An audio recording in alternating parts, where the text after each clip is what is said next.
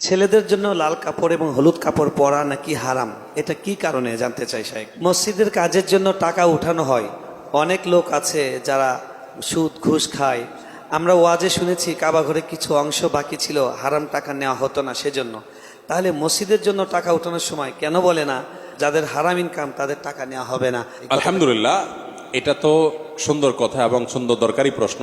আজকাল মসজিদ মাদ্রাসা বলেন আর ওয়াজ মাহফিল বলেন আর যাই বলেন, আমরা চাই সেটা চাকচিক্যময় হোক, টাকা হালাল হোক বা হারাম হোক, সেটা নিয়ে আমাদের তেমন কোনো মাথা ব্যথা থাকে না। প্রশ্নকর্তা যেটা বলেছেন সঠিক তথ্য।